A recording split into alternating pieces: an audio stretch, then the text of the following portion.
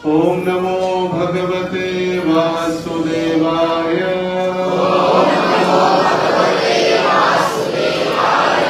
ओम नमो भगवते वासुदेवाय।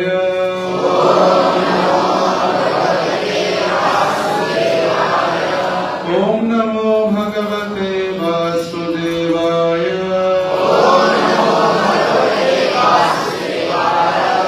नारायणं नमस्कृत्यं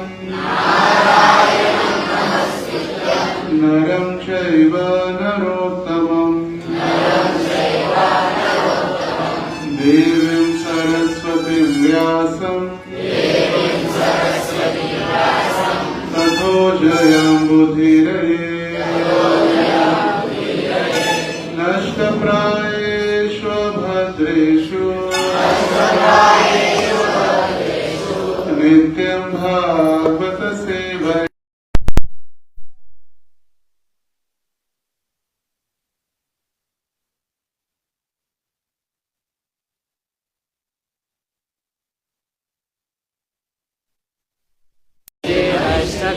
कृष्णाय वासुदेवाय देवकी नंदनाय च नंदगोपः कुमाराय गोविन्दाय नमो नमः। हे कृष्ण करुणा सिंधो दीनबंधो जगत्पते गोपेश गोपिकाकान्त राधाकान्त नमोस्तुते। तप्त कांचन गौरांगी राधे वृंदावनेश्वरी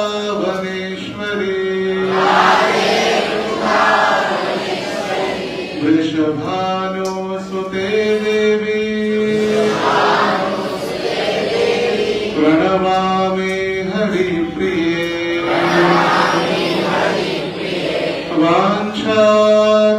वाञ्छाकल्पतरुभ्यश्च कृपा सिन्धुभ्यैव च पतितानां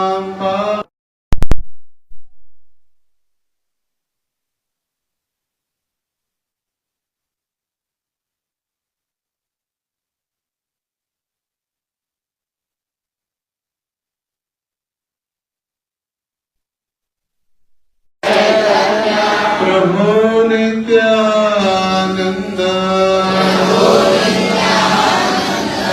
श्री अद्वैत गदाधर श्रीवासादि गौरभक्तवृंद। हरे कृष्णा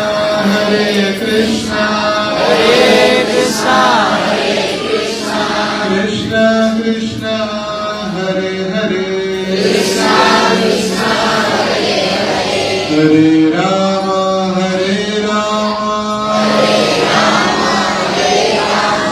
राम राम हरे हरे। हरे कृष्णा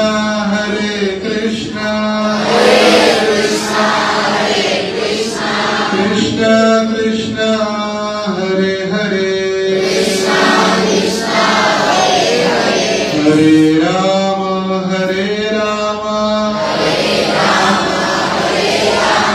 राम राम हरे हरे।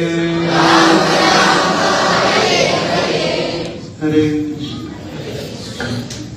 सर्व भक्तांचं स्वागत आहे आजच्या या साप्ताहिक बुधवारी सत्संगासाठी। आणि चांगलं आहे की आपण सर्वजण इतक्या मोठ्या संख्येने आपण तर उपस्थित झालो, पण अंधार पण आहे चांगला आहे, म्हणजे कोणी झोपलेलं कळणार सुद्धा नाही. कोणी जर दिवसभर थकून आलेलं असेल आणि अंधारामध्ये कोण झोपलेलं आहे, जर प्रकाश असेल तर दिसतं की कोण झोपलंय, कोण बोलतंय. पण अंधारामध्ये कोण काय करते दिसत सुद्धा. आणि म्हणून म्हटलेलं आहे, कृष्ण है सूर्य सम माया है अंधकार, जहां नाही कृष्ण कहा माया अधिकार. तर ज्या ठिकाणी कृष्ण आहेत त्या ठिकाणी मायेचा अधिकार नाही. ज्या पद्धतीनं सूर्य प्रकाशित झाल्यानंतर ताबडतोब सगळीकडचा अंधार, ज्यावेळी अंधार नष्ट होतो, सूर्यप्रकाश, त्या सूर्यप्रकाशामध्ये सर्व काही स्पष्ट दिसू लागतं. आणि तसंच आपल्याही जीवनामध्ये ज्यावेळी आपल्या जीवनात ज्ञानाचा प्रकाश पडतो त्यावेळी अज्ञानाचा अंधकार दूर होतो. आणि अज्ञानाचा अंधकार ज्यावेळी दूर होतो त्यावेळी आपण भगवंतांना किंवा श्रीमद भागवत ग्रंथाला किंवा श्रीमद भगवद्गीता आणि भक्ती यांना आपण समजू शकतो. जोपर्यंत तो अंधकार आहे तोपर्यंत भक्ती समजणं कठीण होऊन जातं. आणि धार्मिकता किंवा कोणतंही आध्यात्मिक कार्य देखील त्याला भक्ती वाटू लागतं. जसं आता एक एक उत्सवांचं सीझन चालू होतं आणि एक उत्सव आता समाप्त होऊ लागला. जसं आता 11 दिवस गणेशोत्सव सर्वांनी साजरा केला. गणपती बाप्पा, आता गणेशोत्सव झाला, आता पितृपक्ष चालू आहे. पितृपक्ष झाल्यानंतर नवरात्री चालू होईल. नवरात्री चालू झाल्यानंतर जेव्हा नवरात्रीचा शेवट असेल त्यावेळी दसरा असेल, दुर्गाष्टमी आणि दसरा. दसरा झाल्यानंतर दिवाळीची तयारी, असे एक नंतर एक उत्सव सगळे आहेत. आणि त्या उत्सवांसाठी देखील ते अधिकृत भगवंतांनी त्याला मान्यता किंवा अधिकृतरित्या भगवंतांनी त्याची सूचना देखील भगवद्गीतेत दिलेली आहे. भगवद्गीतेत भगवंत म्हणतात, यांती देव व्रता देवान पितृन यांती पितृव्रता भूतानी यांती बुद्धेत्या याती मध्या जिनोपी मां. तर ज्यावेळी भगवान श्रीकृष्ण भगवद्गीतेत सांगत आहे, ज्यांती देव व्रता देवान, म्हणजे जे देवी देवतांची पूजा करतात ते हे शेवट जेव्हा मनुष्य देह नष्ट होतो त्यावेळी देवी देवतांजवळ जातात. जे पितरांची पूजा करतात ते पितर लोकांमध्ये जातात. जे भूत पिशाची पूजा करतात ते भूत पिशाच योनीमध्ये प्राप्त होतात. पण जे माझी पूजा करतात तेच फक्त माझ्या जवळ येतात. तर सकाळी आज आम्ही विठ्ठल मंदिरात देखील चर्चा करत होतो. कोणत्याही रेल्वेमध्ये बसल्यानंतर आपण दिल्लीला पोहोचू शकत नाही. दिसणाऱ्या रेल्वे सगळ्या सारख्याच आहेत. नंबर पण कधी कधी सारखा असतो, फक्त शेवटचा आकडा बदललेला असतो. आणि डबे तसे आहेत, सगळ्या डब्यावरती S1, B1, A1, H1 सगळीकडे दिले.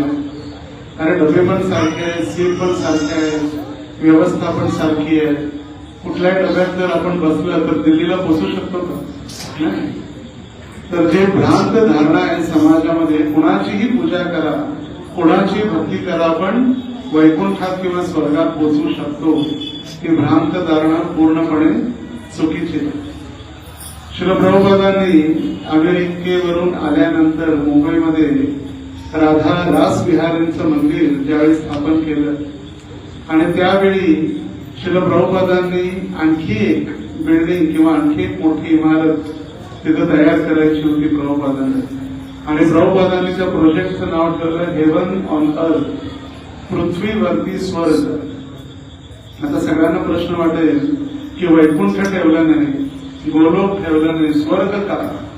तर त्या काळी लोकांची बुद्धी स्वर्गाच्या पलीकडे नव्हतीच. त्यांना वाटायचं की स्वर्ग म्हणजे शेवट आहे, आणि म्हणून प्रभुपादांनी नाव ठेवलं पृथ्वीवरती स्वर्ग. आणि तो स्वर्ग असल्यासारखंच आहे. त्या ठिकाणी जर आपण गेलात कधी मुंबईला, तर सगळ्यात पहिला ग्राउंड फ्लोअरवरती गोविंदाज रेस्टॉरंट आहे. तिथं आनंदाने सगळ्यांना भोग करण्यासाठी कृष्ण प्रसाद आहे, पण एसी हॉल, आणि त्यानंतर जितकं पाहिजे तितके वेगवेगळे व्यंजन, त्यानंतर वरती वेगवेगळे एसी रूम, आणि असं वाटतं की स्वर्गातच आपण पोहोचले. आणि म्हणून प्रभुपादांनी देखील नाव ठेवलं त्याचं काय, पृथ्वीवरती स्वर्ग. पण स्वर्गाच्याही पलीकडे असे वेगवेगळे लोक आहेत. 7 पृथ्वीच्या वरती आहेत आणि 7 पृथ्वीच्या खाली आहेत. जे 7 पृथ्वीच्या खाली आहेत, अतल वितल तलातल रसातल महातल आणि पाताल. आणि वरती भूरलोक, भुवरलोक, सत्यलोक, जनलोक, तपलोक, महरलोक, आणि सरते शेवटी हा ब्रह्मांड संपल्यानंतर वैकुंठ जगत प्रारंभ होते. आणि त्या वैकुंठामध्ये ज्यावेळी भगवंतांचा भक्त एकदा जातो, मग त्याला पुन्हा या पृथ्वीवरती यावं लागत नाही. आणि त्या ठिकाणी आपल्याला जायचं.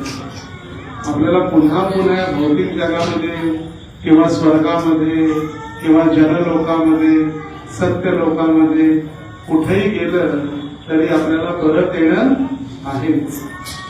आणि म्हणून भगवंत म्हणाले, न तद्भासयते सूर्यो न शशांको न पावकः यत् गत्वा न निवर्तन्ते तद्धाम परमं मम. त्या ठिकाणी असा अंधार कधी होत नाही. त्या ठिकाणी भगवंतांच्या धामात कधी लाईट जात नाही. कारण भगवंतांचाच दिव्य देह इतका प्रकाशमान आहे की भगवंतांना स्वयंप्रकाश म्हटलेलं आहे. भगवंतांचं एक नाव आहे काय, स्वयंप्रकाश. कारण त्यांच्या दिव्य देहातूनच प्रकाश बाहेर पडत असतो. आणि त्या ठिकाणी भगवंतांनी सांगितलं की मला माझ्या धामामध्ये सूर्याची, चंद्राची, जनरेटरची आवश्यकता कधी पडत नाही. न तद्भासयते सूर्य, सूर्याची आवश्यकता नाही किंवा चंद्राची आवश्यकता देखील नाही. आणि त्या धामात गेल्यानंतर व्यक्ती पुन्हा परत आपल्याला यावं लागत नाही. आणि म्हणून पूतना राक्षसी ज्यावेळी त्या पुतनेनं भगवंतांना प्रार्थना केली, मुच्यताम मुच्यताम, मला मुक्त कर, मला मुक्त कर. आता आचार्यगण म्हणतात की तिने 2 वेळाच म्हणाली मुच्यताम मुच्यताम. जन्माष्टमीचा किंवा नंदोत्सवाचा 6वा दिवस गोकुळामध्ये भगवंत आले. जन्माष्टमीचा उत्सव साजरा झाला आणि त्याच्या 6व्या दिवशी पूतना राक्षसी भगवंतांना मारण्यासाठी आलेले होते. आणि त्या पूतनेला भगवंतांनी आपल्या धामामध्ये धात्री बनवली. आणि ती धात्री त्यावेळी भगवंतांची सेवा करणारी भगवंतांची आई बनली त्यांच्या धामामध्ये. तर ती धात्री बनण्या अगोदर तिने प्रार्थना केली, भगवंत ज्यावेळी तिचं स्तनपान करत होते आणि त्या स्तनपानाबरोबर भगवंतांनी तिचे प्राण देखील पिण्याचा प्रयत्न केला. आणि त्यावेळी ती ओरडू लागले, मुच्यता मुच्यता, मुक्त कर मुक्त कर. आणि विश्वनाथ चक्रवर्ती ठाकूर त्या ठिकाणी वर्णन करतात की तिनं सांगितलं की मला मुक्त कर मुक्त कर, 2 वेळा ती म्हणाली. त्याचा अर्थ इह लोकातून मुक्त कर आणि परलोकातून मुक्त कर. या भौतिक जगात सुद्धा नको आणि स्वर्गात देखील सुद्धा नको. या दोन्ही स्वर्ग आणि जे पृथ्वी आहे त्या दोन्ही पासून मला मुक्त करलं. आणि म्हणून भगवंतांनी तिला आपल्या धामामध्ये घेऊन गेले भगवंत, आणि आपल्या धामात भगवंतांनी तिला धात्री बनवली. तर असे भगवंत जे आहेत, तर भागवताच्या आवाज कमी झाला, एकदा सेट करावा. आणि भगवंत जे मुकुंद आहेत, सर्वांना मुक्ती प्रदान करणारे भगवंत, सर्वांना मुक्त करणारे. तर त्या भगवंताविषयी भागवतामध्ये सांगितलेलं आहे मुकुंद. मुकुंद म्हणजे सर्वांना मुक्ती प्रदान करणारे. तर जे भगवंतांची शरणागती घेतात किंवा भगवंतांना शरणागत होतात अशा भगवंतांना पुन्हा अशा भगवंतांची शरणागती घेणाऱ्या भक्ताला वेगवेगळ्या मार्गासाठी जाऊन भक्ती करण्यासाठी किंवा आराधना करण्यासाठी किंवा उपासना करण्याची आवश्यकता पडत. तर भागवताचा हा 11वा स्कंद आहे आणि 11व्या स्कंदामध्ये वर्णन करण्यात आलेलं आहे. देवर्षी भूतात्मनृणां पितॄणां न किंकरो नाय मृणोच राजन् सर्वात्मनाय शरणं शरण्यं गतो मुकुंदं परिहर्त्य कर्तम्. हे राजन, ज्याने सर्व भौतिक कर्तव्य सोडून मुकुंद जो सर्वांना मुक्ती प्रदान करणारा आहे त्यांच्या चरण कमळांच्या आश्रय किंवा पूर्णपणे शरणागती पत्करलेली आहे असा मनुष्य, देव, सामान्य जीव, नातेवाईक, मित्र, मानव जात किंवा आपल्या गेलेल्या पितरांचाही ऋणी राहत नाही. कारण अशा सर्व प्रकारचे जीव हे परमेश्वराचे अंश आहेत. त्यामुळे जो पूर्णपणे परमेश्वरांच्या सेवेत लीन झालेला आहे त्याला वेगळेपणे या सर्वांची सेवा करण्याची आवश्यकता नाही. काही काही लोक सगळ्यांची पूजा करतात. जे दिसेल त्याची पूजा करायसाठी तयार. तुम्ही नाव सांगा, ते पूजा करायसाठी तयार असेल. तुम्ही सांगा नवीन घरकुलमध्ये नवीन भगवंत अवतरलेले आहेत, लगेच पुढच्या बुधवारी लाईन लागेल आणि काहीतरी चमत्कार, आणि तिथं चमत्कार झाला तर मग लगेच सगळे नमस्कार करण्यासाठी तयार होते.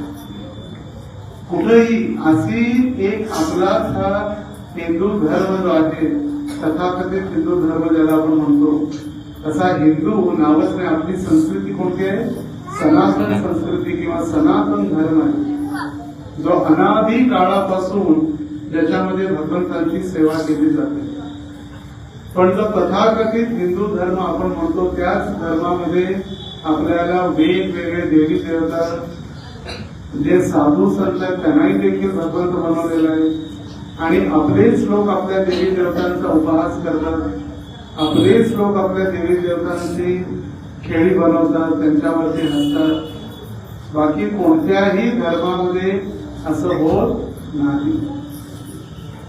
कधी फटाकड्यांवरती फक्त लक्ष्मीचाच फोटो असतो. त्याच लक्ष्मीची आपण दिवाळीला बघा किती विडंबना आहे. तीच लक्ष्मी आपण दुकानामध्ये घरामध्ये पूजा करतो आणि तीच लक्ष्मी फोटोच्या त्या जे फटाकडे असतात आतिषबाजी त्याच्यावरती रस्त्यावरती पायाखाली असते तीच लक्ष्मी. तरी पाहिजे आपण लक्ष्मी बॉम्ब, लक्ष्मी गोळा ते असतात सगळे पायामध्ये पडलेले असतात. आपणच वेगवेगळ्या आपल्या आता गणपती झाला, गणपतीमध्ये देखील वेगवेगळ्या रूपामध्ये गणपतीला तयार केलं. मग कधी फिल्म स्टार, तर कधी पोलीस, तर कधी साफसफाई. मुंबईमध्ये 100 फुटी रांगोळी काढली. 100 फूट स्क्वेअर, 100 स्क्वेअर फूट मध्ये एक मोठी रांगोळी तयार केली आणि त्या रांगोळीमध्ये त्याने गणपतीचं रांगोळी किंवा गणपतीचं चित्र रंगवलेलं होतं. आणि गणपती काय करत होते? साफसफाई. गणपती साफसफाई करत. त्या सफाई कामगारांना महत्व देण्यासाठी किंवा आपली मुंबई स्वच्छ ठेवा हे दाखवण्यासाठी गणपतीला सफाई कामगार बनवले. किती विटंबना. आणि आपण म्हणतो आपण धार्मिक आहे. आम्ही कोण आहे? धार्मिक आहे. देवावरती माझा विश्वास आहे. कुठं विश्वास आहे? आपण ज्यांची पूजा करतो त्यांचीच विटंबना करतो. आपण मग ते हॉलिवूड असो किंवा पिक्चर असो त्या ठिकाणी प्रत्येक देवी देवतांची आपण विटंबना केली आणि आपल्याला वाटतं की आपण फार धार्मिक आणि फार सत्यनिष्ठ आहोत. जसं भगवंतांनी सांगितलं की जो व्यक्ती देवी देवतांची पूजा करतो तो देवतांजवळ जातो, पितरांची पूजा करतो तो पितरांजवळ जातो. तो पितरांची पूजा करण्यासाठी देखील वैष्णव पद्धतीनं किंवा वैदिक पद्धतीनं जर सांगायचं म्हटलं तर भगवंतांना भोग नैवेद्य अर्पण करून शुद्ध भोजन झोपू नका. चाल बघा, अंधार आहे तरी पण माझ्या लक्षात आहे. आणि झोपणं कथेमध्ये स्वाभाविक आहे. शांत वातावरण झाल्यानंतर आपलं मन अगदी शांत होतं. तर जे पितर जे आहेत त्या पितरांचं पूजन देखील शास्त्रामध्ये वर्णन केलेलं आहे. जो कोणी व्यक्ती आपल्या पितरांना पिंडदान किंवा पितृदान, पितृपक्षामध्ये आपल्याला पितृ जे पितर लोकांची पूजा किंवा पितर लोकांना पिंडदान करत नाही, तो त्या व्यक्तीचं रक्त त्यांचे पितर पितात नाही. मग जर पिंडदान किंवा पितृपक्षामध्ये केलेली पूजा त्यांना म्हणून वरती जातं. जर पुन्हा आपण त्यांना मांसाहार किंवा मद्यपान किंवा नशापान जर केलं तर त्यांना पुन्हा ज्या ठिकाणी आहेत त्यांना पुन्हा पृथ्वीवरती किंवा मर्त्य लोकांमध्ये किंवा पाप योगितेच्या सुरुवातीलाच भगवंतांनी सांगितलेलं आहे. यज्ञशिष्टाशिन संतो मुच्यन्ते सर्व किल्पिषे भुंजते ते पगम पापा ये पश्चात आत्मकारणा. जो व्यक्ती भगवंतांना भोग न दाखवता किंवा यज्ञाला अर्पण केलेलं नाही खात, तो व्यक्ती काय खातो? फक्त पाप खातो. पापाची फळ तो भोगणार आहे निश्चित.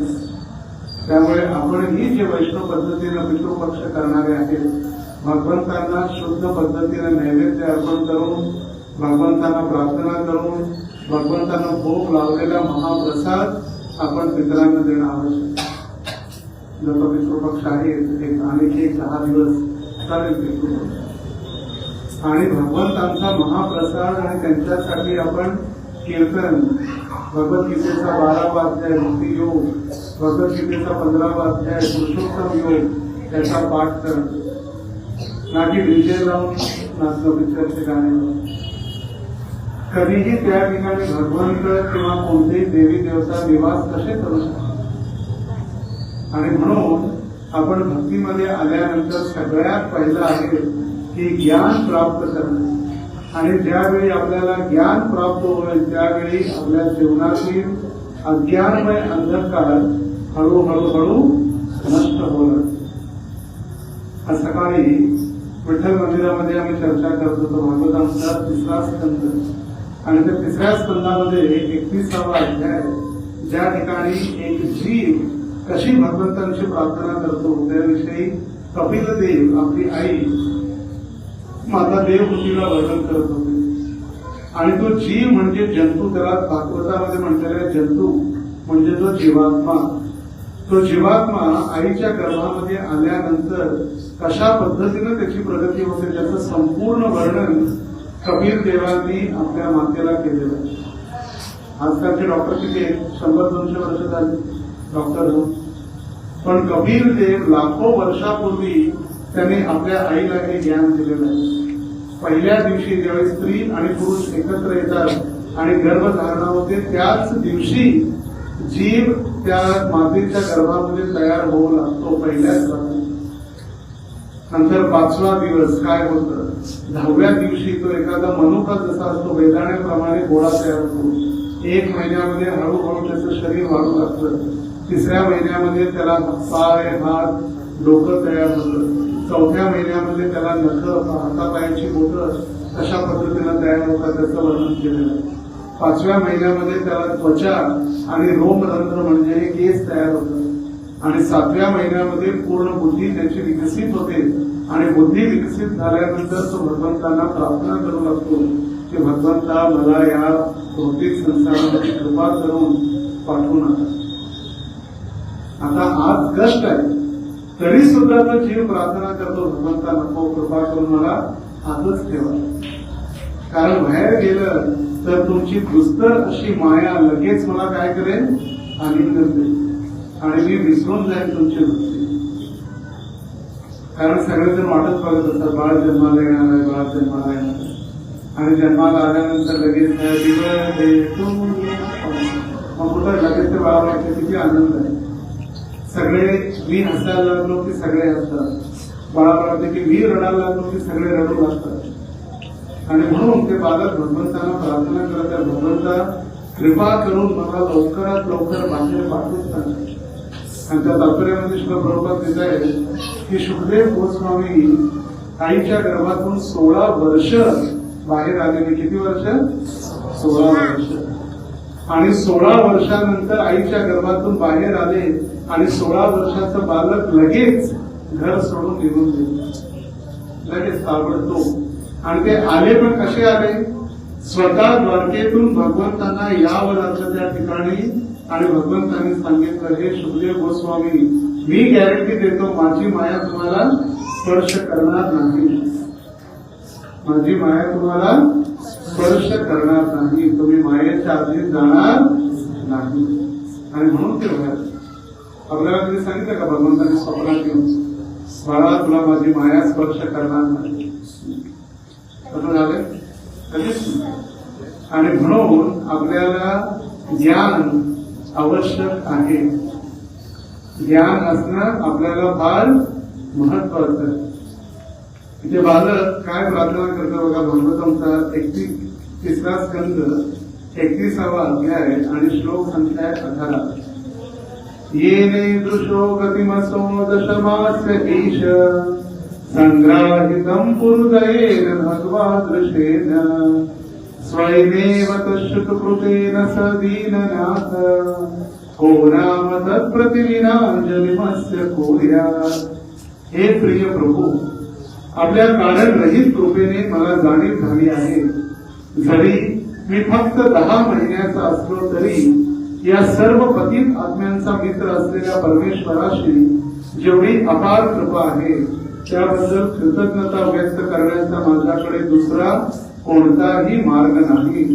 म्हणून मी केवळ हात जोडून आपली प्रार्थना करत आहे. हात जोडून प्रार्थना केल्यावर भेट. कारण तो जीव देखील अंधकारमय परिस्थितीमध्ये किंवा अंधकारमय त्या मातेच्या गर्भामध्ये पडलेला होता. आता आपल्याला माहित असेल की प्रसिद्ध आपल्या दैनंदिन जीवनामध्ये जी आपण वापरतो कॅरी बॅग, कुणाकुणाला माहित आहे कॅरी बॅग? माहिती आहे की कुणाकुणाला माहिती? हात वर करा. कॅरी बॅग ज्याला माहित नाही असं पुढे कॅरी बॅग माहिती नसते त्यामुळे विचारलंय. तर कॅरी बॅग म्हणजे प्लास्टिकची पिशवी. त्या प्लास्टिकच्या पिशवी कधी कधी इतक्या चांगल्या प्रकारच्या किंवा इतक्या जाड असतात त्याच्यातून पाण्याचा थेंब सुद्धा बाहेर येतो. आणि तशाच कॅरी बॅग मध्ये आपल्याला मातेच्या गर्भामध्ये पॅक करून ठेवलेला आहे. आणि म्हणून तो जीव म्हणतोय, भगवंता मी या ठिकाणी काहीच करू शकत नाही, फक्त मी एकच कार्य करू शकतो, हात जोडून आपली प्रार्थना करू शकतो आणि मला कृपा करून बाहेर पाठवू नका. का बाहेर पाठवू नका? इतकं आत कष्ट आहे तरी सुद्धा तो जीव प्रार्थना करू लागलेला आहे की मला बाहेर पाठवू नका.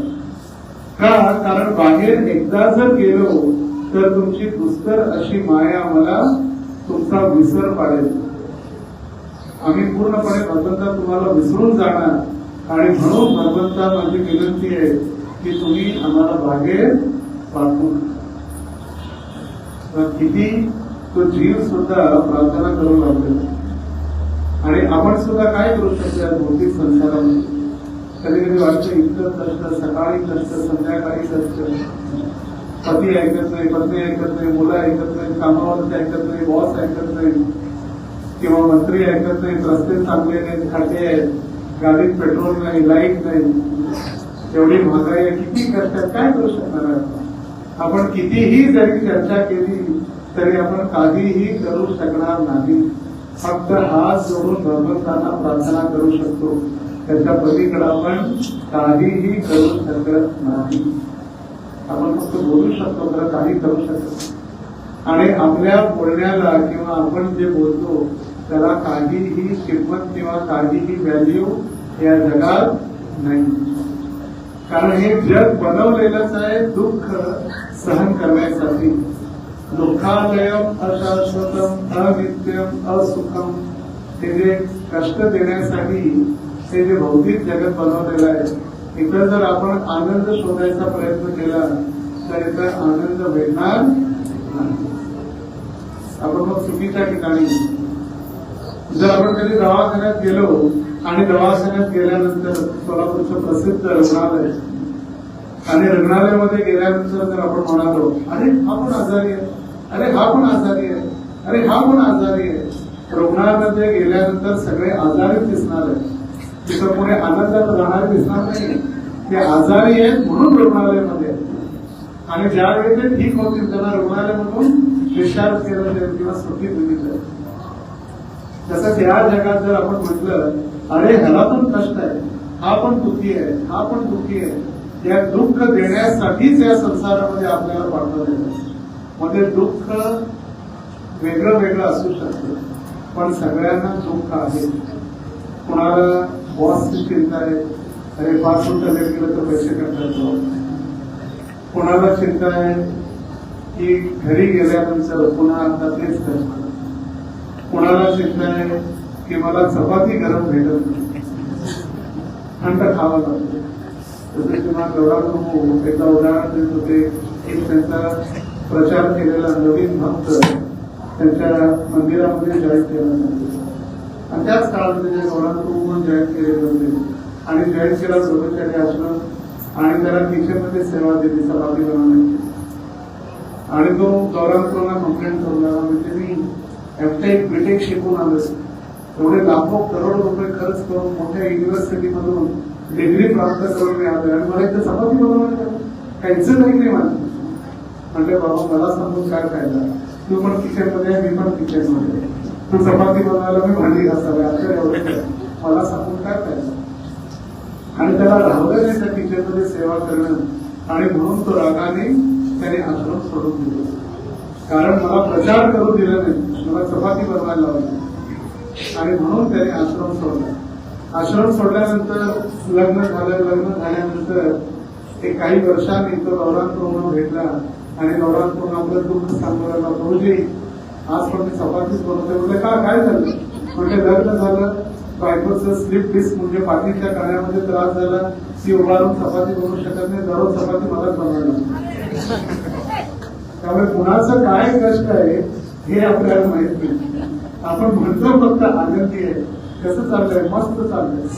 आणि म्हणून भक्ती सिद्धांत सरस्वती ठाकूर म्हणायचे की हे जग कसं आहे 50 पैशाचं सर्कस. आता 50 पैशामध्ये कधी सर्कस बघायला मिळते का? हा नाही. आता तर आपल्याला माहित सुद्धा नाही. हा नाही. आम्ही शाळेत असताना चालायचे 50 पैसे. आता दर शनिवारी 1 रुपये मिळायचं फक्त, कारण तर शनिवारी सकाळची शाळा असल्यामुळे कुकिंग करून डबा भेटत नव्हता. 1 रुपयाला 1 भजी आणि 1 रुपयाला 1 पाव. 2 रुपयामध्ये भजी पाव खा आणि दिवसभर शाळेत हाफ डे स्कूल. आज तर 50 पैसे मला माहित सुद्धा नाही. तर भक्ती सिद्धांत सरस्वती ठाकूर म्हणायचे एक टेंट लावलेला आहे, शिबिर मोठा मंडप आहे म्हणतात आणि तिथं सर्कस आलेलं आहे आणि ते सर्कस बघायसाठी कंडिशन काय, एक वेळी एकाच व्यक्तीने आत जायचं. सगळेचे एवढे 100-200 एकदाच आत जायचं नाही, एका वेळी एकट्याने आत जायचं, सर्कस बघायचं, बाहेर यायचं दुसरा. आणि त्या व्यक्तीला आत गेल्यानंतर भरपूर मारलं जायचं, त्याची पिटाई केली जायची. आता बाहेर लाईन लागलेली आहे, ही गर्दी आहे सर्कस बघायसाठी आणि ह्यांनी जर बाहेर जाऊन सांगितलं की सर्कस मध्ये मला आत मारलं तर सगळेजण याला हसणार, अरे मार खाणार, पागल मार खाणार. तर मला हसणार म्हणून मार खाल्ल्यानंतर जरा व्यवस्थित सेटिंग करून केस वगैरे सगळे सेट करून बाहेर येणार. कसं सर्कस 1 नंबर आहे म्हटलं तर दुसरा इंटरेस्टने पुन्हा आत जाणार. तो मार खाणार, बाहेर आल्यानंतर त्याला विचारलं कसं सर्कस आहे, तो पण विचार करणार. जर मी सांगितलं मार खाल्लं तर सगळे मला हसतील म्हणून तो म्हणणार 1 नंबर. तर अशी परिस्थिती आहे जगात. प्रत्येकाला कष्ट आहे पण तो काय म्हणतो, जीवन कसं चाललंय, एकदम मस्त आहे, आनंदात जीवन चाललंय. पण त्यालाच म्हणजे किती आनंद आहे. आणि म्हणून या जगामध्ये जर आपण आनंद शोधण्याचा प्रयत्न जर केला तर तो आनंद फक्त भक्तीमध्ये आहे, जो कधीही नष्ट होणारा आनंद. आनंद वर्धन प्रेम निकेतन फुलं शर योजक काम. भगवंतांची जी भक्ती आहे तीच आनंद वर्धित करणार. आता बघा, आपण हरे कृष्ण महामंत्राचा जप करतो. कोणी 6 महिन्यापासून, कोणी 1 वर्षापासून, कोणी 2 वर्षापासून, कोणी 20 वर्षापासून हरे कृष्ण महामंत्राचा जप किंवा हरे कृष्ण महामंत्राचं कीर्तन करत आहे. पण कित्येक वर्ष झाली तरी सुद्धा कधी कंटाळा येत नाही. जे कीर्तनामध्ये जो आनंद आहे तो आनंद हळूहळू वाढत राहतो. जसं जसं कीर्तन वाढत जातं तसं तसं त्या व्यक्तीचा उत्साह वाढत जातो. तो व्यक्ती, बसलेला व्यक्ती उभारतो, उभारलेला व्यक्ती नृत्य करू लागतो. तशी नवीन पिक्चरची गाणी आलेली किती दिवस? 8 दिवस, 1 महिना, 6 महिने नंतर विसरून जातात. पण भगवंतांची भक्ती लाखो करोडो वर्षापासून, भगवंतांचं नाव, भगवंतांचं रूप. आता आपण दररोज दामोदरांचं दर्शन घेणारे कित्येक दररोज दर्शनासाठी नित्य नेमाने येतो. जे येऊ शकत नाही आपल्या व्हॉट्सअपमध्ये दररोज भगवंतांचं दर्शन आपल्याला प्राप्त होतं घर बसल्या. तेच भागवत आहेत, पण दररोज वेगळं वेगळं त्यांचं स्वरूप आणि दररोज वेगळं वेगळं त्यांचं दिव्य देह, भगवंतांचं दिव्य स्वरूप आहे. कधी भगवंत हसताना दिसतात, कधी आनंदित दिसतात, तर कधी एकदम राधाराणी भगवंतांपेक्षा सुंदर दिसते, कधी कधी भगवंत राधाराणीपेक्षा सुंदर दिसतात. भगवंत तेच आहे, पण ज्या भावनेनं भगवंतांच्या भक्तांनी त्याची सेवा केलेली आहे, त्यांचा शृंगार केलेला आहे, तसं भगवंत आपल्या भक्तांना रूप दाखवतो. आणि त्यामुळे भगवंतांचं दर्शन असो, भगवंतांचा प्रसाद असो.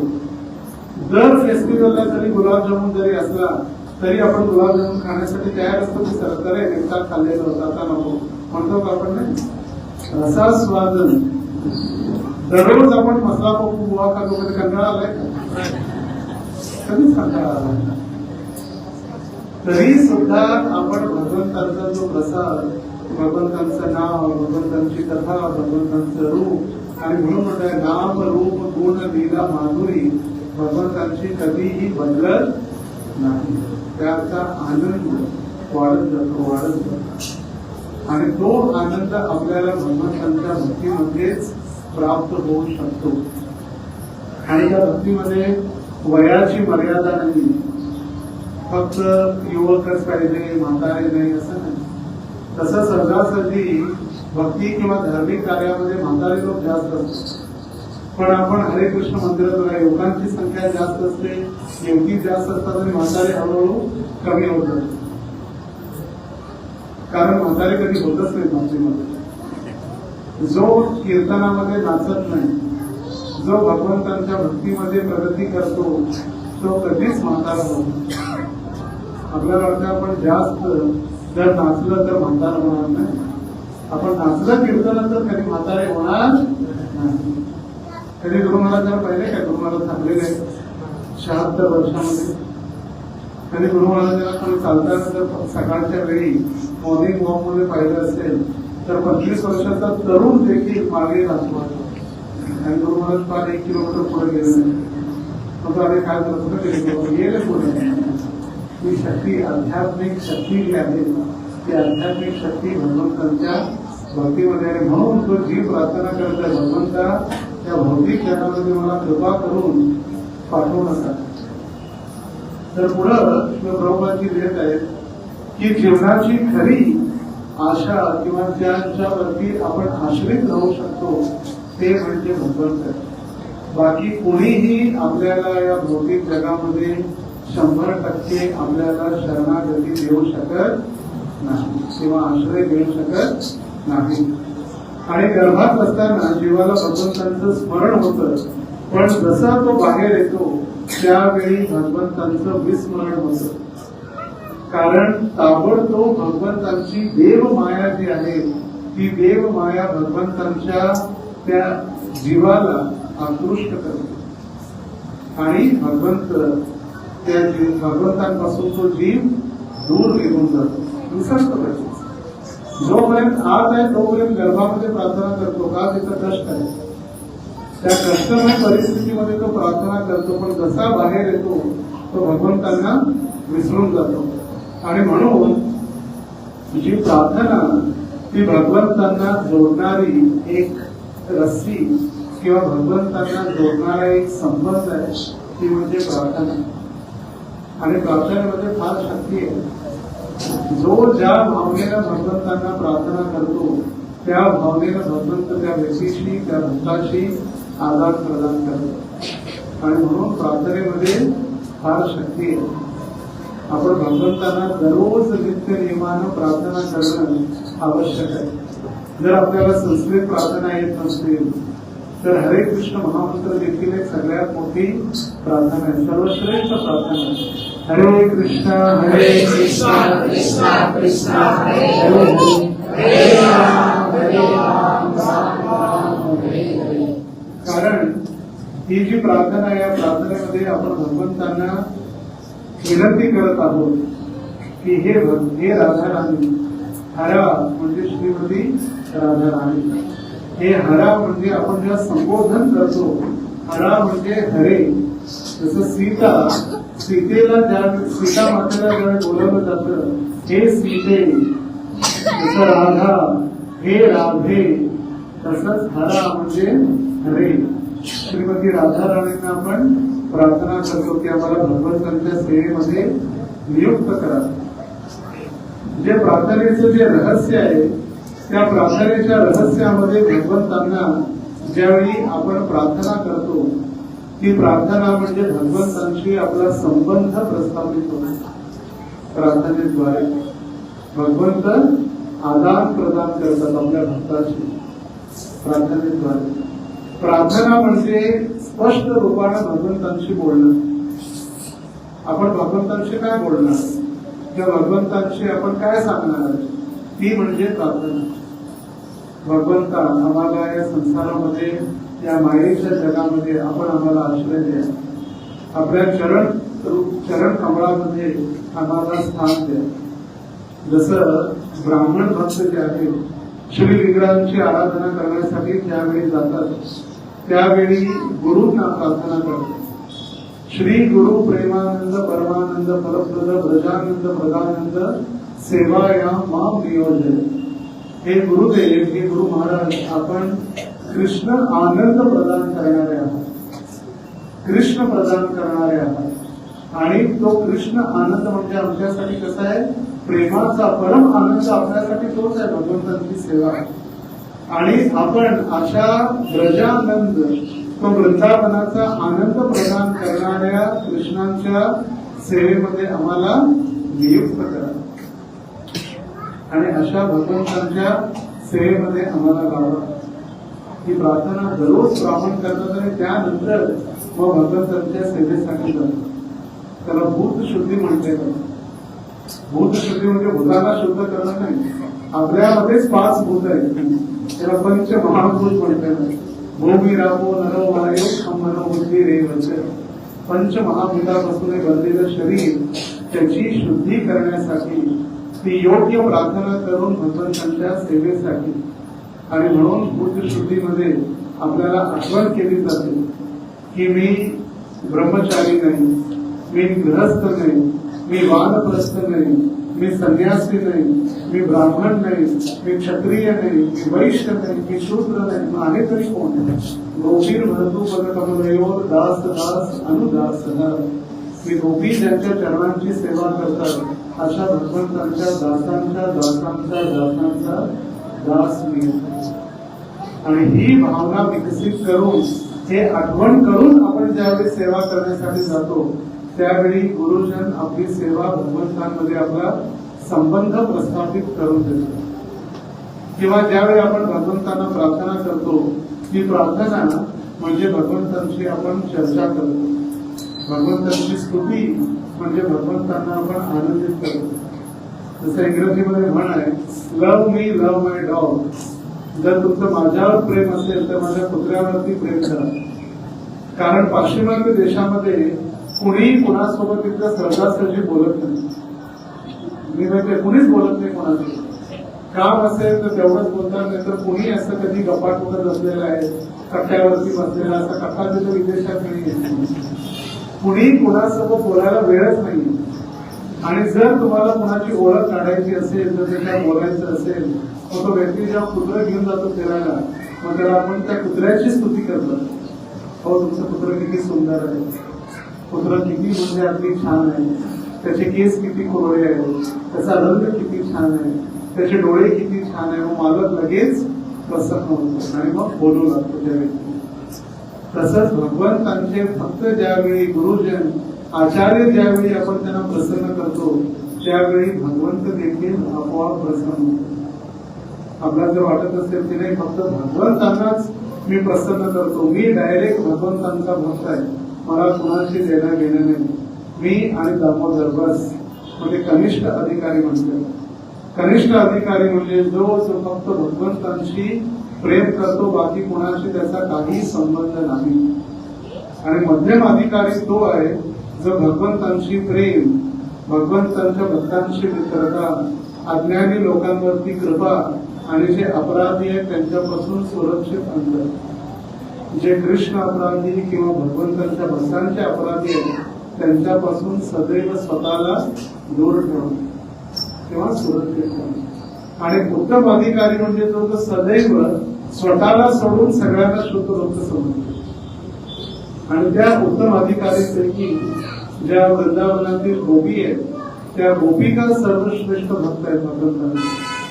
आणि म्हणून त्यांना वर्गेन या कल्पिता सर्वश्रेष्ठ त्यांना स्थान दिलेलं आहे. आणि त्या सर्वश्रेष्ठ जसा 1 करोड गोपी आहेत त्या करोड गोपींमध्ये 16,108 गोपी सर्वश्रेष्ठ आहेत. त्या 16,108 पैकी 108, त्या 108 पैकी 8 ज्या अष्टसखी त्यामध्ये 2 आणि त्यामध्ये 1 आणि त्यामध्ये ती 1 आहे ती मध्ये श्रीमती राधा, ती सर्वश्रेष्ठ. आणि म्हणून त्यांच्या चरणी आपण प्रार्थना करतो, भगवंतांच्या सेवेमध्ये आम्हाला लावा ही श्रीमती राधा राणी, भगवंतांच्या सेवेत आम्हाला नियुक्त करतो. तर ही आपली भक्ती आहे. अहैतुकी अप्रतियता, कोणतीही इच्छा न बाळगता, कोणतीही इच्छा न बाळगता आपण जे काही केलेलं आहे ते भगवंतांना समर्पण केलेले. आणि आपण अशा पद्धतीनं अहैतुकी भक्ती ज्यावेळी करतो त्यावेळी आपल्याला इतर कोणाचीही पूजा आराधना करण्याची आवश्यकता गरज पडत नाही. जसं गुरु महाराज म्हणतात, मी प्रभुपादांप्रती आकृष्ट झालो किंवा प्रभुपादांप्रती मी इतकं स्नेह वाढलं एका उदाहरणाद्वारे. प्रभुपादांनी भागवतामधील उदाहरण दिलेलं दुःखेती भुजो की शाखा. प्रभुपादांनी त्या क्रॉस मैदान मुंबईमध्ये प्रवचनामध्ये सांगितलं, या जगामध्ये प्रत्येकाला कुणाची ना कुणाची सेवा करण्याची इच्छा आहे, कुणाला कुटुंबाची, कुणाला देशाची, कुणाला समाजाची. पण ज्यावेळी आपण भगवंतांची सेवा करतो त्यावेळी सर्वांची सेवा करण्याचा आपल्याला फलप्राप्ती होते. हे वाक्य भागवतामध्ये सांगितलेलं आहे की जेव्हा आपण झाडांच्या मुळाला पाणी घालतो त्यावेळी झाडाच्या फांद्या, झाडाची पानं, फुलं, फळं सगळ्यांना पाणी पोचतं. आपण तोंडात भोजन किंवा घास घालतोय तर शरीराला भेटतं, पोटाला भेटतं. की कोणी बुद्धिमान म्हणतो नाही पोटाला खायचं आहे, पोटात बनवतो का आपण? नाही, पोटाला भूक लागली म्हणतो आपण, पोटाला भूक लागली. खरं खाणारा कोण आहे? तोंड आहे. तर ज्यावेळी आपण तोंडात अन्न भोजन देतो त्यावेळी संपूर्ण शरीराला शक्ती भेटते. आता हात दुखायला लागला म्हणून आपण हाताला भोजन करत नाही, जर मसाला पप्पू खा, गोवा खा, हातात. शरीराच्या आत गेल्यानंतर जिव्हा किंवा त्या जठराग्नीमध्ये ज्यावेळी भोजन पोचतं त्यावेळी त्या व्यक्तीच्या संपूर्ण शरीरामध्ये शक्ती उत्पन्न होते. आणि त्याच पद्धतीनं जेव्हा झाडाच्या मुळाला आपण पाणी घालतो त्यावेळी संपूर्ण फांद्या, पानं, फुलं त्यांना भेटतात. आणि त्या उदाहरणावरून प्रभुपाद सांगत होते की जेव्हा आपण भगवंतांची सेवा करतो त्यावेळी समाजाची, देशाची, सगळ्याची सेवा आपण करू शकतो. आणि हे जेव्हा ऐकलं महाराजांनी, काय महाराज म्हणते बरोबर, मी भगवंतांची सेवा करायसाठी तयार आहे. नंतर अगोदर महाराज गेलेले विनोबा भावेंच्या आश्रमामध्ये सेवाग्राम नागपूरजवळ देशाची सेवा करायची. म्हणजे भगवंतांची सेवा केली तर मग देशाची पण होईल, धर्माची पण होईल, सगळ्याची सेवा पण करू शकतो.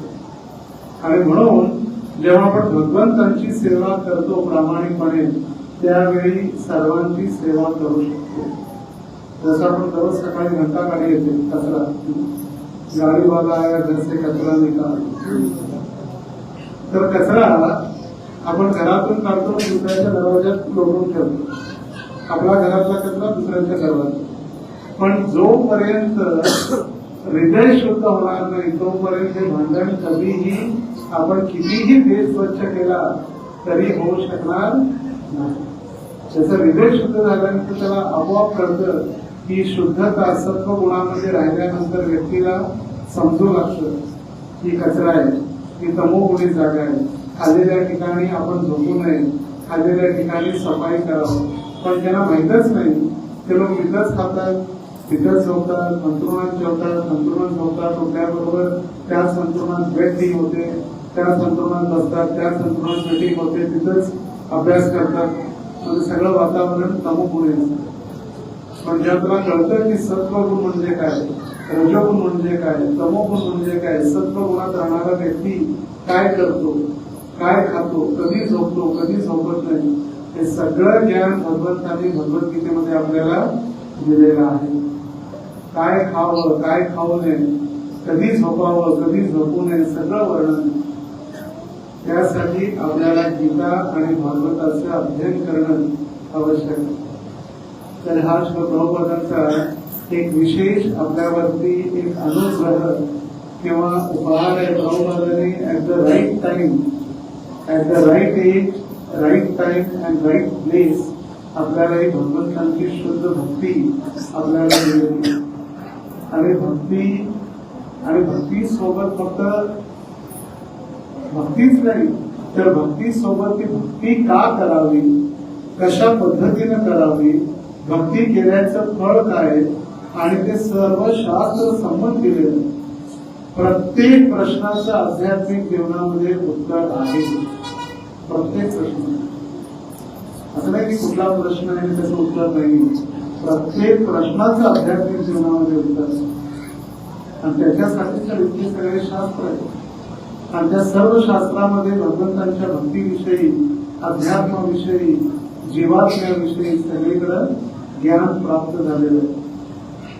जसं काही शास्त्रामध्ये आम्ही अध्ययन करत होतो त्यावेळी कळालं की आता गणेश उत्सवाच्या वेळी सगळ्यांना वाटते की गणपती तर दरवेळी वाहन उंदीरच आहे म्हणून प्रत्येक जण उंदीर घेऊन रंग एकच आहे किंवा 4 हात आहेत. नाही, प्रत्येक युगामध्ये गणपती वेगळा वेगळा त्यांचं नाव आहे, वेगळा रंग आहे, वेगवेगळ्या अवतारामध्ये त्यांच्या हातांची संख्या वेगळी वेगळी आहे आणि वेगवेगळ्या अवतारामध्ये त्यांचं वाहन देखील वेगळं आहे. सत्ययुगामध्ये ते विनायक म्हणून प्रसिद्ध आहेत आणि त्यांचे दशभुजा आहेत आणि वाहन आहे सिंह. वाहन काय? सिंहावर बसून गणपती येतात असुरांचा वध करण्यासाठी. त्रेतायुगामध्ये ते मयुरेश्वर म्हणून प्रसिद्ध आहेत. मयूर म्हणजे मोरावरती आरूढ होऊन 6 हाताचे ते गणेश आहेत. द्वापार युगामध्ये जो गेला द्वापार युग, त्या द्वापार युगामध्ये 4 हात आणि मूषक त्यांचं वाहन आहे. आणि म्हणून आपण कलियुगामध्ये त्यांची आराधना आणि मूषक आणि 4 हाताच्या गणपतीची पूजा करतो. आणि कलियुगामध्ये त्यांना 2 हात आहेत आणि त्यांचं वाहन आहे घोडा, अश्व. घोड्यावरती बसून ते येतात कलियुगामध्ये. कधी ऐकलं आपण? हे सुद्धा शास्त्रामध्ये. हे जर दूर इथं आरती येते म्हणून ते लोक आरती करतो.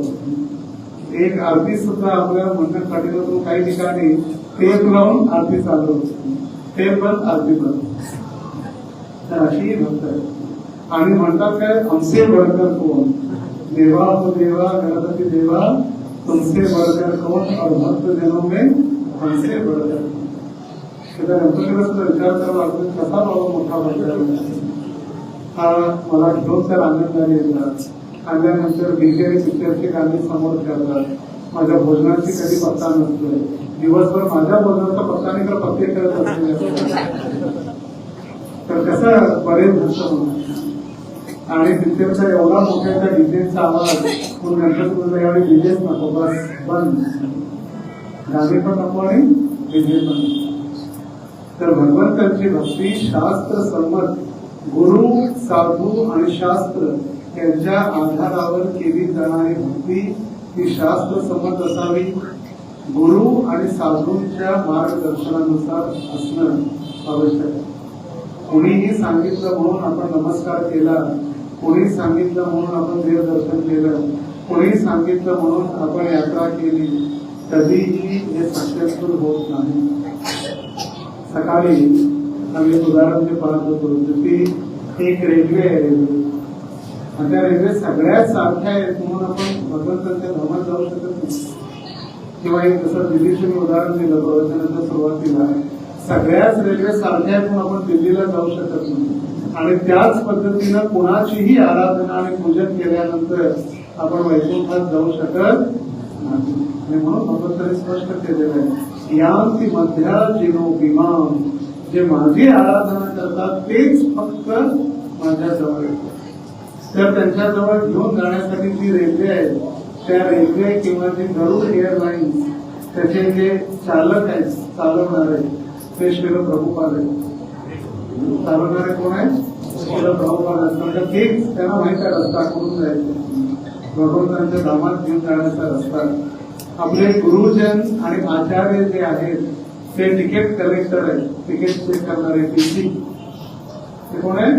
टीसी आहे. बरोबर तिकीट घेऊन बसलाय की बरोबर आला तर आपण तिकीट तर बरोबर आहे की गोलोक गाडी आहे ती स्वर्गापर्यंतचा स्टॉप आहे. स्वर्गामध्ये अप्सरा, ब्रह्मा आणि जो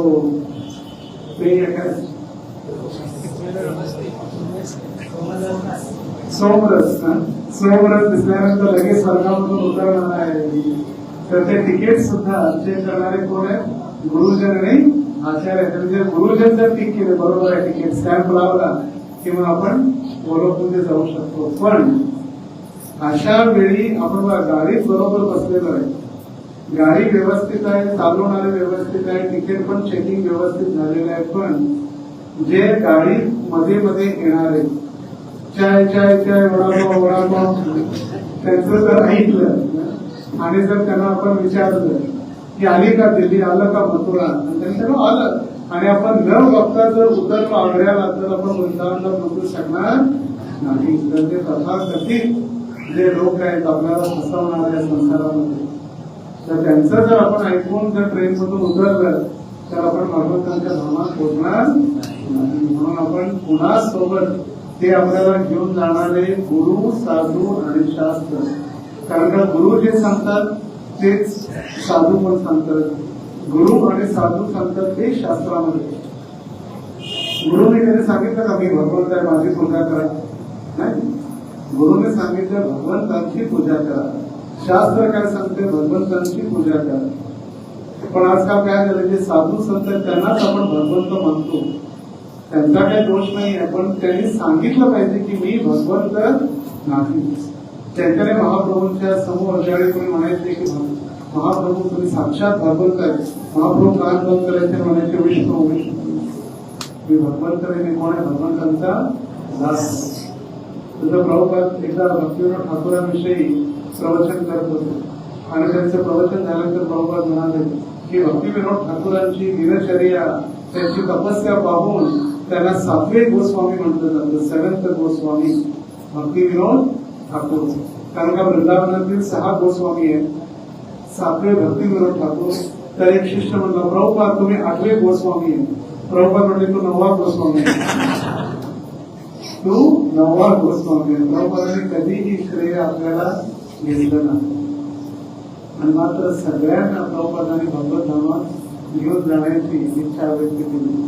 आणि त्याच प्रभुपादांनी आपल्यावरती देखील कृपा केलेली आहे. अशी अहैतुकी भक्ती करण्यासाठी, शुद्ध भक्ती अहैतुकी या प्रती येता ययात्मा सुप्रती. बघा जन्माष्टमी होऊन महिना होता, ऑलमोस्ट महिना झाला. 16, 15, 10 ऑलमोस्ट 1 महिना होता, 25 दिवस झाले. तरी सुद्धा आपण जन्माष्टमी उत्सव साजरा करतो. आणि चूक नाहीये, कोणत्या ना कोणत्या ग्रहावरती कोणत्या ना कोणत्या लोकांमध्ये जन्माष्टमी आज आहे. असं नाही की फक्त पृथ्वीवरती भगवंत अवतरित होतात. नाही, कोणत्या ना कोणत्या ग्रहावरती कोणत्या ना कोणत्यामध्ये लोकांमध्ये भगवंतांचा अवतार हा निश्चित होत आहे, दररोज नित्य नवायमान. आणि त्यामुळे आपण आज उत्सव साजरा केला, जन्माष्टमी आणि राधाष्टमी कंबाईन, त्याच्यात काहीच दोष नाही. आपल्याला फक्त उत्सव साजरे करण्यासाठी निमित्त पाहिजे. तर उत्सव कारण उत्साह वाढवणार. आता उत्सव किती उत्सव आहे, उत्सवाचं सीझनच चालू आहे. जसं लग्न सराई चालू होते, तुळशीचं लग्न झालं की लग्न सीझन चालू होतं. नोव्हेंबर पासून 12 मे पर्यंत लग्न चालतं चातुर्मासामध्ये. आजकाल चातुर्मासात सुद्धा लग्न होतं. काही नीती नियम अगोदर 4 महिने तरी शांती असायची, पण आजकाल काही कधी होत. तर आता सगळ्यात पहिला 17 एप्रिल पासून काय चालू होणार, जागतिक हरिनाम सप्ताह. श्रील प्रभुपाद अमेरिकेला पोहोचले 17 सप्टेंबर रोजी. आणि किती वर्ष, 60 वर्षापूर्वी 1965 आणि 2025 17 सप्टेंबर रोजी प्रभुपाद अमेरिकेला पोहोचले. म्हणून अगोदर एक दिवस उत्सव साजरा केला जायचा, पण आता एक आठवडा 7 दिवस, किती तारखेपर्यंत, 23 तारखेपर्यंत. आणि त्याच्यामध्ये हरिनाम सप्ताह. आणि मी दरवेळी आवर्जून सांगत असतो, यावर्षी भगवंत दयाळू आहे. का, कारण इतके दयाळू आहेत. सगळे उत्सव रविवारी बुधवारी सुट्टीच्या दिवशी.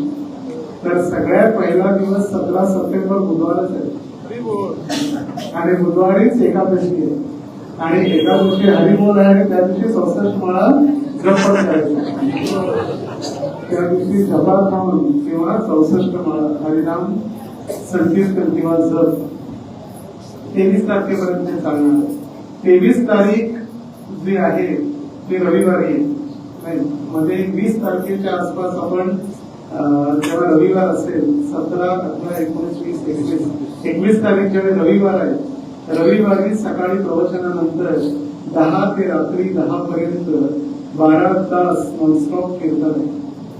एक तर पहिल्या दिवशी जप आणि मध्ये मग 12 तास कीर्तन. हे 23 तारखेपर्यंत चालल्यानंतर एक आठवडा सुट्टी.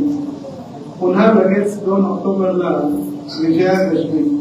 सियावर रामचंद्र की आणि वैदेही कोदंडराम यांचा अभिषेक आणि दसऱ्याचा उत्सव. 2 तारीख झाली, 4 दिवस सुट्टी. पुन्हा 7 तारखेपासून कार्तिक महोत्सव.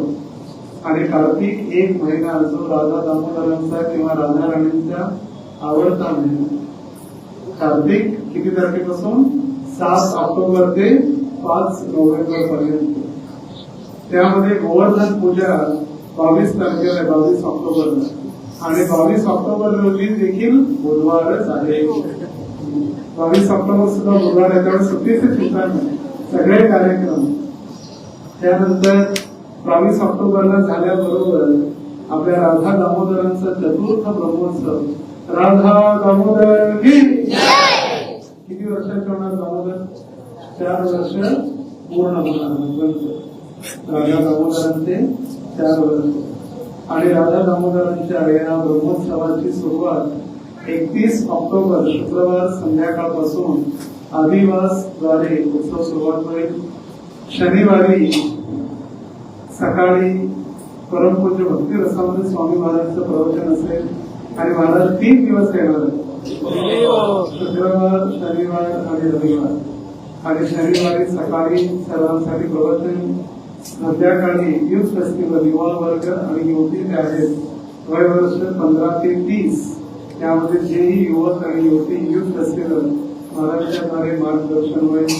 आणि उत्थान एकादशी देखील रविवारीच आहे आणि त्या दिवशी रविवारीच ब्रह्मोत्सव. आणि रविवारी सकाळी मग भगवंतांचा अभिषेक, त्यामध्ये मग सगळेच आले. कारण का राधा दामोदर, गायकवाड सुंदर, लक्ष्मी नरसिंहमध्ये सगळ्यांचा अभिषेक. आणि त्याच दिवशी जेव्हाही भगवंतांचा आविर्भाव असतो त्या दिवशी आपण उपवास करतो, बरोबर. पण दामोदरांचा अभिषेक, दामोदरांचा आविर्भाव किंवा दामोदरांचा ब्रह्मोत्सव आहे, कधी कधी प्रश्न असतो उपवास करावा की न करावा, कारण का कॅलेंडर मध्ये तर दिलेलं नाही. आणि म्हणून गौर किशोर महाराजांची गौर किशोरदास बाबाजींची आपल्यावरती कृपा आहे. त्या दिवशी त्यांचा तिरोभाव आहे आणि ऑटोमॅटिक बालामध्ये उपवास आहे. त्यामुळे भगवंत दामोदराने आपल्याला बरोबर उपवास करून घेतलेले आहे. तर अभिषेक झाल्यानंतर प्रवचन, भगवंतांची महाआरती, पुष्पांजली, त्याचा 3 दिवसाचा उत्सव तो झाला की लगेच मग मॅरेथॉन झाल्यानंतर 1 डिसेंबर 1 नोव्हेंबर ते 1 डिसेंबर मॅरेथॉन यावेळी आपण करणार आहोत. 1 नोव्हेंबर पासून 1 डिसेंबर आणि 1 डिसेंबरला गीता जयंती की जय, मोक्षदा एकादशी. आता भगवंत कृष्ण थोडे कडक आहे. सर्व धर्मान परित्यज्य, त्यांच्या सगळ्या धर्मांचा त्याग करून माझी शरण ग्रहण. पण चैतन्य महाप्रभू कृपाळू आणि भगवंत जरा कडक असल्यामुळे ते रविवारी प्रकट नाही होणार, ते सोमवारी प्रकट होणार. तर सोमवारी सुद्धा तुम्ही येऊन भगवद्गीतेचं पाठ किंवा भगवद्गीतेचं पारायण आपण करू शकतो. आणि मग 3 तारखेपासून 10 तारखेपर्यंत वृंदावन यात्रा परमपूज्य लोकनाथ स्वामी महाराजांचा 50वा संन्यास महोत्सव. 50 वर्ष. आपल्यापैकी 50 किंवा 50 पेक्षा जास्त असलेले वय किती जण आहेत? 50 अँड अबाव. 50 पेक्षा जास्त. 1 2 3 4 5 6 7 8 ते 10 आहेत. मॅक्सिमम 10 जण ज्यांचं वय 50 नाही, पण गुरु महाराजांचं जीवन संन्यास आश्रमामध्ये 50 वर्ष कंप्लीट झाले संन्यास घेऊन. तर या 50 वर्षामध्ये 6 डिसेंबर 1975 साली श्री प्रभुपादांनी कृष्ण बलराम मंदिरात कोर्ट यार्डमध्ये त्यांना संन्यास दिला.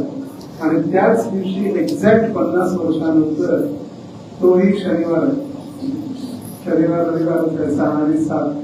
तर त्या दिवशी आपण तो कार्यक्रम वृंदावनमध्ये साजरा करणार आहोत. तर ज्यांनी असं नावं दिलेली नाहीये त्या भक्तांना विनंती आहे की लवकर रजिस्ट्रेशन करा. 20 तारीख लास्ट आहे. 20 तारीख लास्ट आहे. त्यामुळे लवकरात लवकर रजिस्ट्रेशन करून आपलं नामांकन करणं आवश्यक आहे. अशी संधी पुन्हा नाही.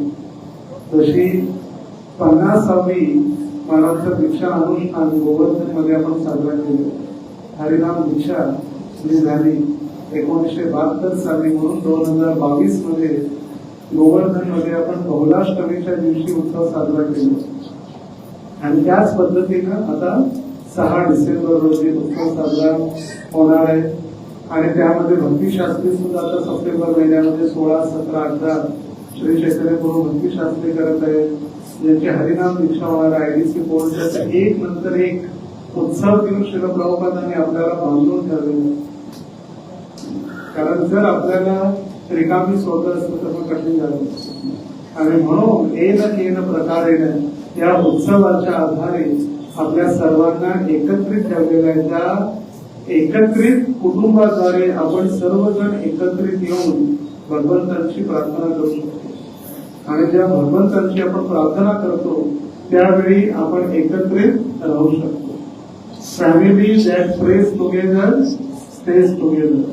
जे कुटुंब एकत्रित येऊन भगवंतांची प्रार्थना करतं तेच कुटुंब एकत्रित राहतं.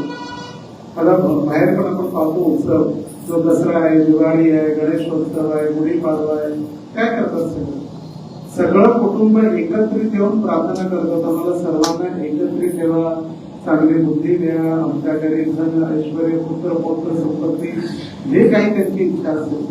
पण सगळं कुटुंब ज्यावेळी एकत्रित येऊन प्रार्थना करतं त्यावेळी ते कुटुंब एकत्रित राहू शकतं. आणि म्हणून आपला जो राधा दामोदर भक्त समाज आपण ज्याला म्हणतो, राधा दामोदरांचा भक्त समाज तो कुठेही असतो.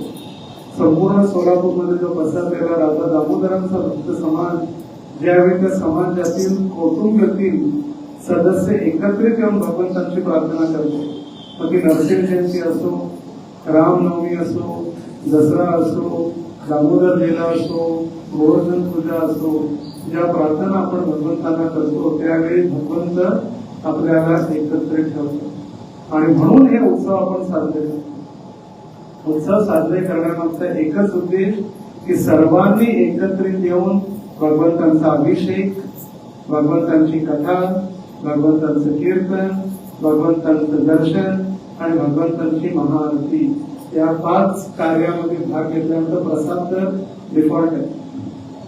5 झाल्यानंतर प्रसाद तर आहेच आणि प्रसाद शिवाय कोणताही कार्यक्रम पूर्ण होत नाही. आणि म्हणून प्रॉब्लेम म्हणायचं आपलं रिलिजन ख्रिश्चन रिलिजन, आपला धर्म कोणता आहे? ख्रिश्चनचा धर्म. कधी बघा प्रसाद शिवाय कधीही पूर्ण होत नाही. प्रसाद नाही म्हटलं तर अर्धी संख्या येणार पण नाही. प्रसाद नाही म्हटलं तर अर्धी संख्या पण येणार. आणि तीच एक आनंद आहे ज्याच्यामध्ये प्रेमाचं प्रतीक, जे प्रेमाची लक्षणं वाटतात. ददाती प्रतिग्रहणाती वयम आध्यात्मिक लक्षती भूंकते भोजा येते चैव शर्विधम प्रीती लक्षणम. कथा ऐकणं, प्रश्न विचारणं, उपहार देणं, उपहार स्वीकार करणं आणि सर्वजण बसून भोजन करणं. भूंकते भोजा येते, वाढणं आणि प्रसाद देणं. आणि म्हणून आपण जे वेगवेगळे कामट आहेत, वेगवेगळे कामट वेगवेगळ्या दिवशी जेव्हा कुकिंग करतात, सर्विंग करतात, सब्जी कटिंग करतात का, हे रूपक गोस्वामीने सांगितलेलं आहे. ज्यामुळे एकत्रित येऊन आपण प्रेमाचे संबंध वाढवू शकतो, प्रेमाचं प्रतीक वाढतो. मग कोणी कुकिंग करतात, कोणी पुजारी सेवा करतात, तर कोणी भगवंतांचा शृंगार करतात, माताजी लोक छप्पन भोग बनवून आणतात. तर अशाच उत्सवामध्ये आपण भाग घेऊन आपल्या भक्तीचा उत्साह टिकून ठेवला आणि उत्सवामध्ये भाग घेऊन भगवंतांना प्रार्थना करू. हरे कृष्णा कृष्णा कृष्णा हरे हरे हरे हरे राम राम राम हरे हरे. तर 2 नामांचा सत्संग आपण एकत्र केलेला होता. नीलाचल नाम केंद्र आणि नित्यानंद नाम केंद्र. तर दोन्ही आजच होते, तर पण वेळ पुढे मागे होते. पण ते दोन्ही भक्तांना पण एकत्रित करून या ठिकाणी मोठी जागा आहे आणि बसण्यासाठी देखील स्थान आहे. तर आपण इतक्या मोठ्या संख्येनं आपण एकदम एकत्रित झाला. सर्वांचं धन्यवाद. आणि पुन्हा एकदा आपल्या सर्वांचं धन्यवाद. त्यांनी सर्व जन्माष्टमी, राधाष्टमी, मग त्यामध्ये कलेक्शन असो, कुकिंग असो, तुलसी अर्चन असो, अभिषेक असो, सर्व सेवेमध्ये आपण सर्वांनी इतक्या उत्साहाने आपण सानिध्य संघ सेवा केली. आणि त्याच्यासाठीच आपण हा ब्रह्मोत्सवामध्ये परमपूज्य भक्ती रसामृत महाराजांना बोलवून जो 3 दिवसीय कार्यक्रम करणार आहोत तो फक्त भक्तांसाठी असतो. त्यामध्ये फक्त आपले भक्तच असतात मॅक्सिमम. खरं तर जास्त गर्दी बाहेरचे लोक तर येतात, पण कमी अधिक आपल्या भक्तांसाठी. आणि म्हणूनच कथा कीर्तनद्वारे आणि हे भक्तिरसा महाराज यांना माहित आहे. तरी ज्या महाराजांनी ब्रह्मचारी अवस्थेमध्ये जेव्हा देवामृत प्रभू म्हणून ते ब्रह्मचारी होते आणि मुंबईमध्ये ब्रह्मचारी आश्रम सुद्धा नव्हता चौपाटीचा, त्यावेळी त्या पहिल्या बॅचमध्ये ब्रह्मचारी आणि पहिले अध्यक्ष राधाकृष्ण मंदिरचे फर्स्ट प्रेसिडेंट देवामृत प्रभू राधा महाराजांनंतर त्यांनी प्रचार तिथे चालू केला. आणि त्या काळात जशी मारुती बहीण आहे आपली ओमनी, तशी ओमनी चौपाटी मंदिरात होती त्या काळात. आणि ती ओमनी घेऊन कार घेऊन IIT पवईमध्ये ते प्रचाराला जायचे. इंजिनिअरिंग कॉलेजमध्ये IIT पवई. आणि त्या पवईमध्ये तिथल्या मुलाने पाहिलं की साधू भगवे कपडे घालून साधू गाडी चालवत आले, गाडी चालव 4 व्हीलर गाडी घेऊन आला आणि MBA झालेला आहे. त्या काळी 80च्या काळात त्यांनी डबल MBA करून त्या काळी 1.5 लाख महिन्याला पगार ते त्यांचा जॉब होता 80 मध्ये मल्टीनॅशनल बँक. तर ते जॉब सोडून कोणीतरी साधू आलाय हे पाहण्यासाठी भक्त आणि युवक त्या ठिकाणी येऊ लागले. आणि त्या युवकांच्या बॅच मध्ये गौरांग प्रभू आणि राधेश्याम प्रभूंना प्रचार झाला आणि ते आज प्रचार झाले. तर त्यांना राधेश्याम प्रभूंना, गौरांग प्रभूंना ज्यांनी प्रचार केला ते भक्ती रसामृत वाटत नाही, पण तेच आहे देवामृत प्रभू. ज्यांनी त्यांना मार्गदर्शन करून त्या IIT मध्ये त्यांच्या सर्व प्रश्नांची उत्तरं देऊन. आणि आता महाराज ब्युरो, इंडियाचे जे ब्युरो आहे जे BBC त्याचे चेअरमन देखील आहेत महाराज व्यस्त आहेत. तरी सुद्धा सोलापूरच्या भक्तांवरती कृपा करण्यासाठी, सर्वांना संघ देण्यासाठी 3 दिवसाचा कार्यक्रम आहे. शुक्रवारी संध्याकाळपासून शनिवार आणि रविवार. तर आपण सर्वजण आतापासूनच तयारी करा. आणि तुला कधी असेल तारीख आपला वार्षिक उत्सव कार्तिकचा आहे 24 ऑक्टोबर रोजी आपला नीलांचल नामहंचा वार्षिक उत्सव, ज्यामध्ये देखील वैदेही कोदंडरामांचा महाअभिषेक आणि हजारो भाविकांकडून आपण दीपदान करून घेतो 24 ऑक्टोबर. आणि मग हे आठवड्यानंतर आपला कार्यक्रम राधा रामदेवांचा चतुर्थ ब्रह्मोत्सव. श्रील प्रभुपाद की जय, श्री श्री राधा रामदेव की जय, पिताई गौर प्रेमानंदे.